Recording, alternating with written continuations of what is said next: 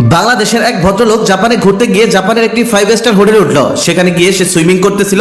যখন সে সুইমিং করতেছিল তখন ওই সুইমিং পুলে আর কোনো ব্যক্তি ছিল না। একা একাই সুইমিং পুলে সাঁতার কাটতে কাটতে ওই লোকটার মাথায় একটা দুষ্টু বুদ্ধি আসলো। সে মনে মনে ভাবলো, জাপানের একটি 5 স্টার হোটেলের সুইমিং পুলে যদি মূত্র বিসর্জন করে যেতে পারি তাহলে বাকি জাপানিজরা আমার মূত্র দিয়ে গোসল করবে। এটা তো মজার একটা ব্যাপার। মজা পাওয়ার জন্য সে সুইমিং শেষ করে উঠে আসার আগ মুহূর্তে মূত্র বিসর্জন করে দিল। কিন্তু প্রবলেম হলো, মূত্র বিসর্জন করা শেষ করতে পুরো সুইমিং পুলের পানি গোলাপি হয়ে গেল এবং অ্যালার্ম বেজে উঠলো। অ্যালার্ম শুনেই হোটেলের স্টাফরা দৌড়ে এসে লোকটিকে সুইমিং পুল থেকে তুলে ফেললো, কারণ এখন ওই সুইমিং পুলের পুরো পানি আবার পরিবর্তন করে নতুন পানি দিতে হবে। ঘটনার 10 মিনিটের মধ্যেই ওই বাঙালি লোকটাকে হোটেলের রিসেপশনে ডাকা হলো এবং তাকে সেখান থেকে পাসপোর্টটি হাতে ধরিয়ে দিয়ে সেখান থেকে বিদায় করে দেওয়া হলো। বাঙালি লোকটা তখন মনে মনে ভাবলো, আমি সম্মানিত টুরিস্ট, আমার প্রচুর টাকা পয়সা, এই হোটেলে থাকতে দেয়নি তা কি হয়েছে, আমি অন্য হোটেলে গিয়ে থাকবো, টাকা থাকলে হোটেলের অভাব নাকি। তবে এখান থেকেই মূল ঘটনা শুরু। লোকটা আগে আশেপাশের 5 স্টার হোটেলগুলোতে ওঠার চেষ্টা করলো, কিন্তু মজার ব্যাপার হলো, যেই হোটেলে তিনি ওঠার চেষ্টা করেন সেই হোটেলের রিসেপশনেই তার পাসপোর্টের দিকে কিছুক্ষণ তাকিয়ে থেকে বলে, আচ্ছা আপনি কি সেই লোক যে লোক সুইমিং পুলে হিসু করে পুরো সুইমিং পুলের পানি নোংরা করে দিয়েছিল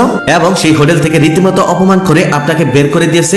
সরি স্যার, আপনাকে গেস্ট হিসেবে আমরাও নিতে পারছি না, আপনি বরং অন্য কোথাও গিয়ে ট্রাই করুন। লোকটা তখন একের পর এক হোটেল দেখা শুরু করলো। সারাদিন ঘুরে সে শহরের সমস্ত হোটেল দেখে ফেললো, তবে কোনো হোটেলে তাকে আশ্রয় দিল না। সবাই একই কথা বলে তাকে বিদায় করে দেয়। এরপর লোকটা কোনো উপায় না পেয়ে 3 স্টার 2 স্টার হোটেলে ট্রাই করলো। সবাই একই কথা বলে বিদায় করে দেয় তাকে। সারাদিন তন্ন তন্ন করে জাপানের সমস্ত হোটেল ঘুরেও লোকটা কোথাও জায়গা পেল না। অবশেষে কোনো হোটেলে থাকতে না পেরে শেষমেশ নিজের এম্বাসিতে গিয়ে আশ্রয় নিল লোকটা। এম্বাসি থেকে তখন তাকে পরামর্শ দিয়ে বলল, আপনি যেই ভুল করে ফেলেছেন, জাপানের এমন কোনো হোটেল নেই যেখানে আপনাকে আর সারা জীবনের মধ্যে উঠতে দেবে, কারণ এই অপকর্মের ছাপ আপনার পাসপোর্টের মধ্যে লেগে গেছে। সুতরাং আর কোনোদিনই জাপানের কোনো হোটেলে আপনি উঠতে পারবেন না। তাই আপনার জাপান ভ্রমণ এখানেই সমাপ্ত করাটাই হবে আপনার জন্য সব থেকে বুদ্ধিমানের কাজ। লোকটার অপমান কিন্তু সেখানেই শেষ নয়। চলে আসার সময় পাসপোর্ট অফিসার পাসপোর্টে সিল মারতে মারতে বলল, আশা করি আপনি আপনার শিক্ষাটা পেয়ে গেছেন, অন্য দেশে আবার কখনো যাওয়ার সময় এই শিক্ষাটা ভুলবেন না। যাই হোক, লোকটা তখন বাংলাদেশে ফিরে আসলো এবং বাংলাদেশে ফিরে আসার পর পুরো ঘটনাটা ফেসবুকে স্ট্যাটাস দিল। সেই স্ট্যাটাসের লাস্ট লাইনটা ছিল এমন,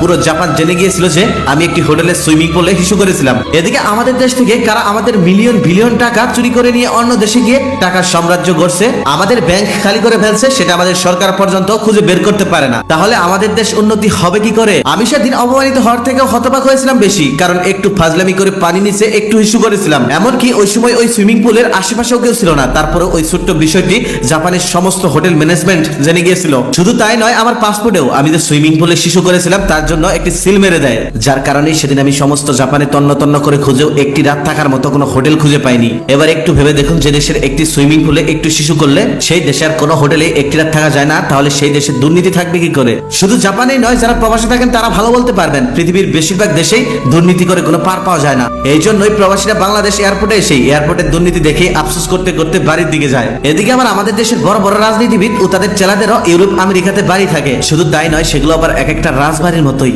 এভাবে যদি এই ছোট্ট দেশটাকে শুষে নিয়ে গিয়ে বাইরের দেশে সুখের সাম্রাজ্য সাজায়, তাহলে এই দেশটার কখনোই উন্নতি হবে না, দিন দিন শুধু নিচের দিকে যাচ্ছে। আচ্ছা, আপনাদের কাছে